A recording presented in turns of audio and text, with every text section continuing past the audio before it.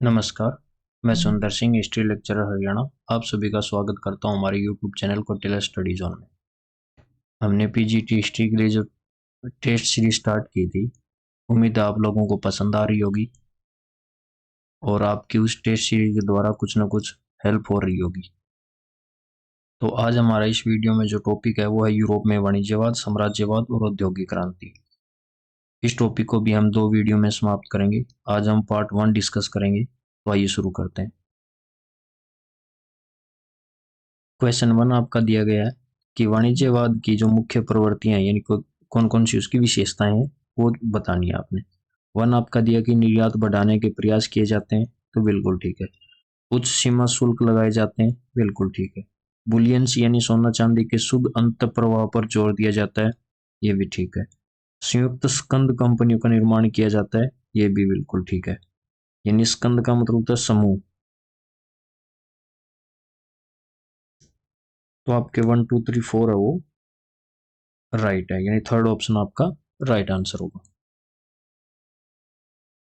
वाणिज्यवाद के बारे में कुछ चीजें आप ध्यान रख सकते हैं कि जो वाणिज्यवाद है, जिसको मर्केटिलिज्म कहा जाता है, एक आर्थिक सिद्धांत और व्यवहार था जो 16वीं से और 18वीं सदी में यूरोप में प्रचलित था। और वाणिज्यवाद से कुछ जो खास बातें हैं वो ध्यान आपने रखनी कि एक राष्ट्रवादी आर्थिक नीति थी। एक इसका मकसद किसी देश की अर्थव्यवस्था को मजबूत करना था और राज्य की शक्ति को बढ़ाना था। इस नीति के तहत देशों को आयात से ज्यादा निर्यात करना था। वाणिज्यवाद के तहत देशों को सोने और कीमती धातुओं का भंडार बढ़ाना था। वाणिज्यवाद के तहत देशों को अपने देश में बहुमूल्य धातुओं के आगमन को प्रोत्साहित करना था। वाणिज्यवाद के तहत देशों को आयात पर संरक्षित शुल्क लगाकर अपने उद्योगों की रक्षा करनी थी। वाणिज्यवाद के तहत देशों को राष्ट्रीय बचत को प्रोत्साहित करना था। वाणिज्यवाद के तहत देशों को अपने देश के भीतर संसाधनों का संचय करना था। और वाणिज्यवाद के तहत देशों को उन संसाधनों का इस्तेमाल एक तरफा व्यापार के लिए करना था। तो ये सारी की सारी बातें जो है वो वाणिज्यवाद के लिए लिखी गई है। क्वेश्चन 2 आपका दिया गया कि औद्योगिक क्रांति से किस वर्ग का राजनीतिक उत्कर्ष हुआ। तो औद्योगिक क्रांति के द्वारा जो मध्यम वर्ग है उसका राजनीतिक उत्कर्ष होता है। थर्ड आपका दिया गया कि बहुमूल्य धातुवाद तथा अनुकूल व्यापार संतुलन किसके मूल लक्षण है। तो अभी हमने पढ़ा था कि जो बहुमूल्य धातुवाद यानी बहुमूल्य वस्तुओं का भंडार करना, बहुमूल्य धातुओं का भंडार सोना और चांदी का, और अनुकूल व्यापार संतुलन यानी आयात की बजाय निर्यात ज्यादा करना। तो ये किसकी विशेषताएं थी? वाणिज्यवाद की। क्वेश्चन नंबर 4 आपका दिया गया कि 16वीं से 18वीं शताब्दियों में प्रचलित वाणिज्यवाद निम्नलिखित में से किस नीति का विरोधी था। 1 आपका दिया कि समुद्र पार व्यापारियों का संरक्षण करता था, तो ये इसका विरोधी नहीं था। बहुमूल्य सोना तथा अन्य धातु का संचय, व्यवसायियों को संरक्षणात्मक चुंगी उपलब्ध करवाना, आयात को प्रोत्साहित करना। तो आपको जो आयात को प्रोत्साहित करना है, इस नीति का वो विरोध करता था। ऑप्शन 4 है वो आपका राइट हो जाएगा, क्योंकि ये आयात की बजाय निर्यात को प्रोत्साहित ज्यादा करते थे कि निर्यात ज्यादा से ज्यादा किया जाए। 5 निम्नलिखित में से कौन सा एक औद्योगिक क्रांति का लक्षण नहीं है। नवीन एवं टिकाऊ ऊर्जा स्रोतों की खोज, ये बिल्कुल ठीक है। उत्पादन व्यवस्था का नया संगठन, ये भी ठीक है। तीव्र शहरीकरण, ये भी ठीक है। बंद अर्थव्यवस्था का उदय, तो ये आपका सही नहीं है, यानी 4 है वो आपका राइट आंसर, क्योंकि ये बंद की बजाय ओपन मार्केट पे आधारित था।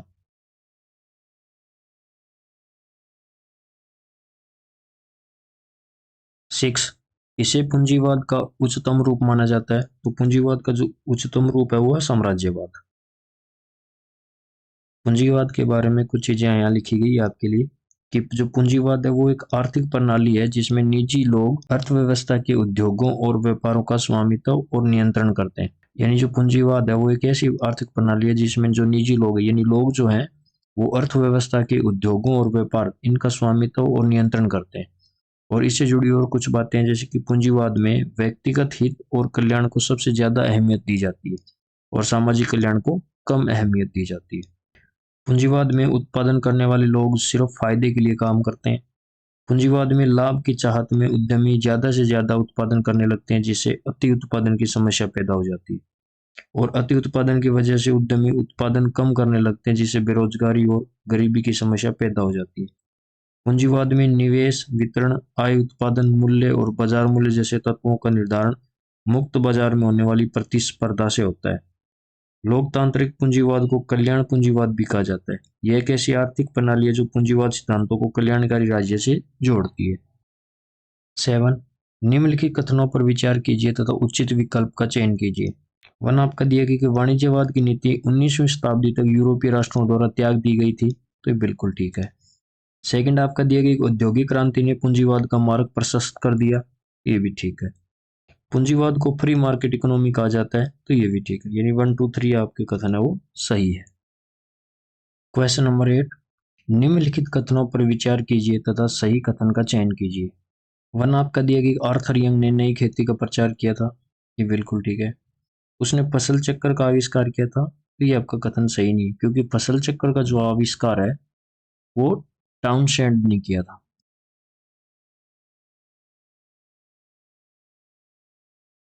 थर्ड आपका दिया गया उसे नई खेती का मसीहा या अवतार कहा गया है, ये बिल्कुल ठीक है। उसने एनल्स ऑफ एग्रीकल्चर नामक पत्रिका प्रकाशन किया था, तो एनल्स ऑफ एग्रीकल्चर नामक पत्रिका का प्रकाशन भी इसने किया था। यानी आपका 1, 3, 4 है वो राइट आंसर हो जाएगा। क्वेश्चन नंबर 9, कौन सी मशीन है वो वाटर फ्रेम तथा स्पिनिंग जेनी दोनों का मिश्रण थी, तो ये थी आपकी स्पिनिंग म्यूल। क्वेश्चन नंबर 10, निम्नलिखित युग्मों में से कौन सा एक युग्म है वो सुमेलित नहीं है। 1 आपका दिया इंग्लैंड मर्केंटिलिज्म, ये बिल्कुल ठीक है।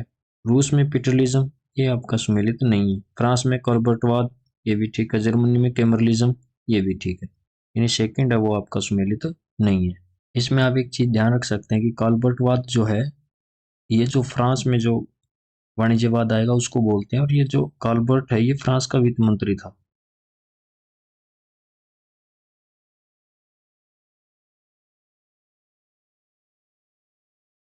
और इसी कॉल्बर्ट की प्रयास से ही वाणिज्यवाद आता है फ्रांस में, तो इसलिए उसको कॉल्बर्टवाद बोला जाता है। क्वेश्चन नंबर 11, कौन सा औद्योगिक क्रांति का जो परिणाम नहीं था। तो औद्योगिक क्रांति की वजह से जो परिणाम नहीं होता वो अपने बताना है। तो नए नगरों का उदय, ये होता है औद्योगिक क्रांति का परिणाम। जनसंख्या में कमी, तो ये परिणाम नहीं है, क्योंकि इससे औद्योगिक क्रांति से जनसंख्या में वृद्धि होती है। उत्पादन में वृद्धि, ये बिल्कुल ठीक है। स्कंद कंपनियों का उदय, ये भी ठीक है। और स्कंद का मतलब क्या है, समूह कंपनी, तो ये आपका बिल्कुल ठीक है। यानी सेकंड जो है वो औद्योगिक क्रांति का परिणाम नहीं था, तो सेकंड आपका आंसर हो जाएगा। 12, निम्नलिखित में से कौन सा वाणिज्यवाद का जो आधारभूत सिद्धांत है वो था। तो प्रशुल्क अवरोधों से बचना चाहिए। सेकंड आपका दिए गए मूल देश के लिए उपनिवेश आवश्यक नहीं है। थर्ड आपका दिया गया सरकार की अर्थव्यवस्था में भागीदारी की सीमा होनी चाहिए। और 4 आपका दिया गया कि देश को स्वर्ण एवं रजत की आपूर्ति को बढ़ाने के लिए व्यापार का संतुलन अनुकूल बनाए रखना चाहिए। तो ये आपका 4 वाला आपका आंसर हो जाएगा। 13, फैक्ट्री पद्धति का प्रारंभ सबसे पहले किस देश में हुआ। तो फैक्ट्री पद्धति का प्रारंभ सबसे पहले कहाँ हुआ, इंग्लैंड में। 14, 17वीं शताब्दी में विश्व अर्थव्यवस्था का जो केंद्र था वो शहर था एम्स्टर्डम। 15, 18वीं सदी के दौरान ब्रिटिश आर्थिक विकास का वर्णन करने के लिए किसने औद्योगिक क्रांति शब्द को लोकप्रिय बनाया था। तो ये बनाया था अर्नोल्ड टॉयनबी ने, और ये कहाँ के थे, इंग्लैंड के। इसके अलावा जो जर्मनी में उसमें औद्योगिक जो क्रांति शब्द है उसका प्रयोग किया है फ्राइडरिक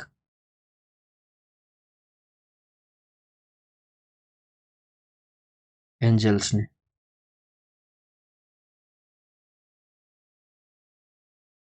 और फ्रांस में औद्योगिक क्रांति शब्द का जो लोकप्रिय बनाया वो बनाया जॉर्जिस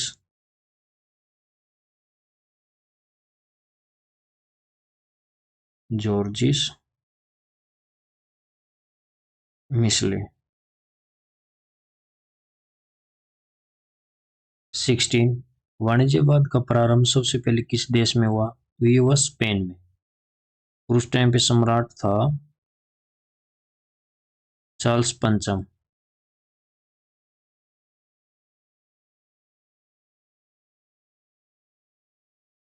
17, इंग्लैंड का जो चार्टिस्ट आंदोलन है वो किससे संबंधित था, वो संबंधित था श्रमिकों से। और जो चार्टिस्ट आंदोलन है वो होता है 1838 से 57। क्वेश्चन नंबर 18, निम्नलिखित में से किसने कैपिटलिज्म शब्द को प्रचारित किया था? तो ये प्रचारित किया था सेंट साइमन ने। और जो फादर ऑफ कैपिटलिज्म है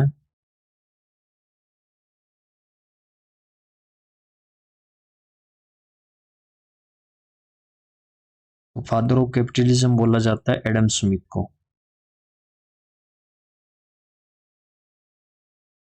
और जो कैपिटलिज्म शब्द है इसका अर्थ है पूंजीवाद। और पूंजीवाद की जो विशेषता है वो है,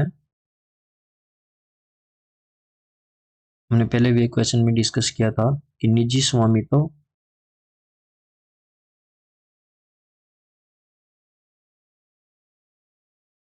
मुक्त बाजार,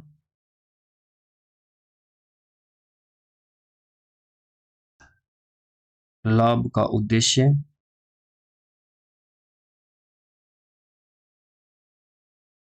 निजी संपत्ति, ये कुछ विशेषताएं हैं पूंजीवाद की। 19, खान अधिनियम खालिस्तान 12 वर्ष से कम आयु के बच्चों व महिलाओं को खान में काम करने पर प्रतिबंधित करता है। यानी कौन सा खान अधिनियम है जो 12 वर्ष से कम उम्र की जो बच्चे और महिलाएं हैं उनको खान में काम करने पर प्रतिबंधित करता है? तो ये था खान अधिनियम 1842 का। 20, 18वीं शताब्दी ईस्वी में इंग्लैंड, अफ्रीका और वेस्ट इंडीज के बीच स्थापित त्रिकोणीय जो व्यापार था उसका केंद्र कौन था? लंदन। 21, निम्नलिखित सूची को सुमेलित कीजिए। सूची 1 और सूची 2 आपकी दी गई है। सूची 1 में आपके आविष्कारक दिए गए हैं और सूची 2 में आविष्कार की गई चीजें दी गई है।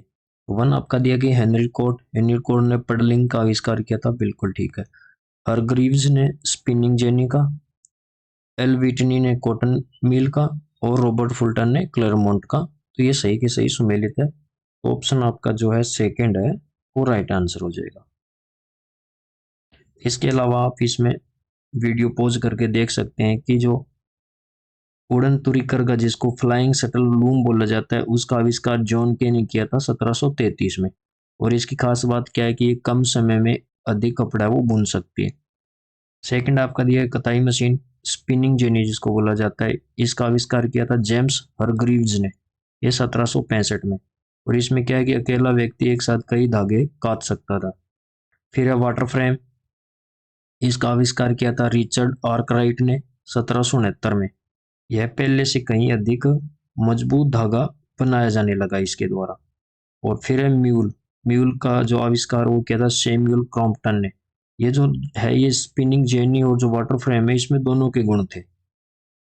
और फिर है शक्ति चालित करघे जिसको पावर लूम बोला जाता है, इसका आविष्कार किया था एडमंड कार्टराइट ने। और कॉटन जिन है यह है विटनी का 1793 में। ये जो कपास से है बीज को अलग करने के काम आता है। सुरक्षा लैंप, सर हम्फ्री डेवी ने इसका आविष्कार किया था 1815 में। खानों में जो कार्य करना आसान इसके द्वारा हो गया। फिर है कि सड़कें बनाने की क्रांति, ये टेलफोर्ड और मेटकोफ के द्वारा। और जो जॉन मेटकोफ है उसको सड़क निर्माता भी बोला जाता है।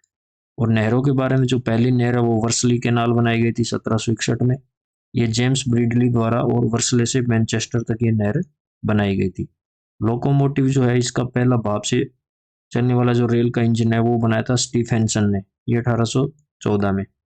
फिर है पफिंग डेविल जिसको फुफकारने वाला दानव बोला जाता है, ये 1801 में रिचर्ड ट्रेविथिक ने। पहली रेल जो है वो है लिवरपूल से मैनचेस्टर को 1830 में चलाई गई। और भाप का इंजन जो है वो 1712 में थॉमसन न्यूकोमैन ने इसका आविष्कार किया तो जेम्स वॉट ने इसमें सुधार किया था। 22, ह्यूगो ग्रोटियस ने समुद्र की स्वतंत्रता की वकालत की थी, तो पहला ऑप्शन वो आपका राइट आंसर होगा। 23, औद्योगिक क्रांति में चार्ल्स टाउनशेंड ने किस क्षेत्र में योगदान दिया था?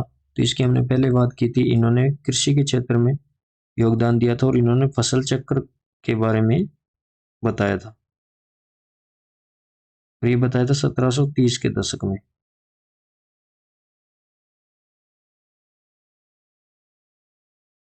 24, द इंडस्ट्रियल रिवॉल्यूशन नामक पुस्तक किसने लिखी थी? तो ये लिखी थी T.S. एस्टन ने। 25 निम्नलिखित में से कौन सा एक पूंजीवाद का चरण नहीं है? व्यापारी पूंजीवाद भी है, वित्तीय पूंजीवाद भी है, औद्योगिक पूंजीवाद भी है। जो शाही पूंजीवाद है वो इसका चरण नहीं है, तो ऑप्शन 4 है वो आपका राइट आंसर हो जाएगा। 26 सूची 1 और सूची 2 का जो है मिलान करना है और नीचे दी गई कूट की सहायता से आपने आंसर का चयन करना है। तो सूची 1 में आपके उपकरण दिए गए हैं, सूची 2 में उसके आविष्कार दिए गए हैं। जैसे पावरलूम, पावरलूम का आविष्कार अभी हमने बात की थी एडमंड कार्टराइट ने, और वाटर फ्रेम का जो आविष्कार है वो रिचर्ड आर्कराइट ने। टेलीग्राफ का आविष्कार सैमुअल मोर्स ने, और सीड ड्रिल जो मशीन है इसका आविष्कार जथरोटल ने।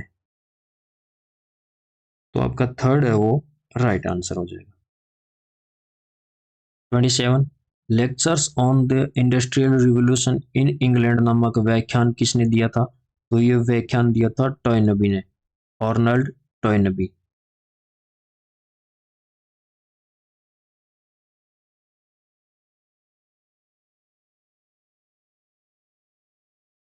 28 national guilds and the state तथा साम्राज्यवाद नामक पुस्तकें लिखी थी? तो ये लिखी थी J.A. हॉब्सन ने। 29 निम्नलिखित में से कौन सा युग्म सुमेलित है? वाणिज्यिक पूंजीवाद पुर्तगाल और स्पेन में, बिल्कुल ठीक है। औद्योगिक पूंजीवाद ब्रिटेन, फ्रांस और नीदरलैंड में। वित्तीय पूंजीवाद ब्रिटेन, अमेरिका और जर्मनी में, ये भी ठीक है। उपरोक्त सभी है वो आपका राइट आंसर होगा। 30 औद्योगिक क्रांति किस शताब्दी में हुई थी? तो ये शताब्दी में हुई थी 18वीं में, यानी 1780 के दशक और 1850 के दशक के बीच।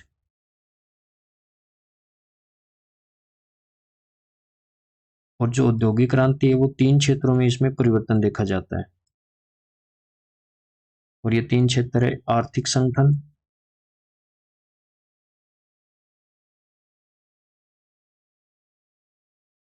तकनीक और जो व्यापारिक ढांचा है।